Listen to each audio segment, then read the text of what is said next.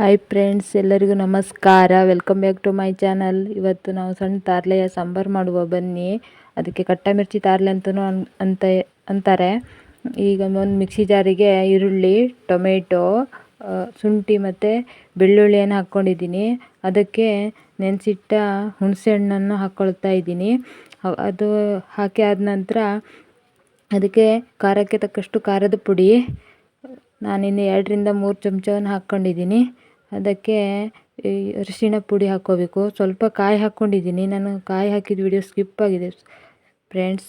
ನೋಡಿ, ಈಗ ಗಂಧವಾಗಿ ಬಂದಿದ್ದೀನಿ. ಒಂದು ಪಾತ್ರೆಗೆ ಎಣ್ಣೆ ಹಾಕ್ಕೊಂಡು ಅದಕ್ಕೆ ಈರುಳ್ಳಿ ಒಗ್ಗರಣೆನೂ ಹಾಕ್ಕೋಬೋದು, ಬೆಳ್ಳುಳ್ಳಿ ಒಗ್ಗರಣೆನೂ ಹಾಕ್ಕೋಬೋದು. ನಾನು ಏನೂ ಹಾಕಲಿಲ್ಲ.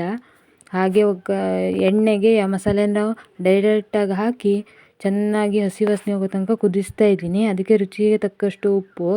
ನೋಡಿ ಫ್ರೆಂಡ್ಸ್, ಕಲರ್ ಚೇಂಜ್ ಆಗಿದೆ ಚೆನ್ನಾಗಿ ಕುದಿದ ನಂತರ. ಮತ್ತೆ ಈ ಮೇಲಿನ ನರೆ ಎಲ್ಲ ಹೋಗೋ ರೀತಿ ಮತ್ತೆ ಚೆನ್ನಾಗಿ ಕುದಿಸಿ ಅದಕ್ಕೆ ಸಣ್ಣ ತಾರ್ಲೆ ಮೀನನ್ನು ಹಾಕಬೇಕು. ಈ ಮೀನು ಬೇಗ ಬೆಂದು ಹೋಗ್ತದೆ ಫ್ರೆಂಡ್ಸ್, ಆರೋಗ್ಯಕ್ಕೂ ಒಳ್ಳೆಯದು ಈ ಮೀನು. ಹಾಗಾಗಿ ರುಚಿಕರವಾಗಿ ಈಗ ನೋಡಿ ಸಾರು ರೆಡಿ ಆಗುತ್ತದೆ. ನೋಡಿ, ಕುದೀತಿರೋ ಮಸಾಲೆಗೆ ಹಾಕ್ತಾಯಿದ್ದೀನಿ ಎಲ್ಲ ಮೀನುಗಳನ್ನು. ತುಂಬ ಟೇಸ್ಟಿಯಾಗಿತ್ತು ಫ್ರೆಂಡ್ಸ್ ಸಾಂಬಾರು ಮಾತ್ರವ.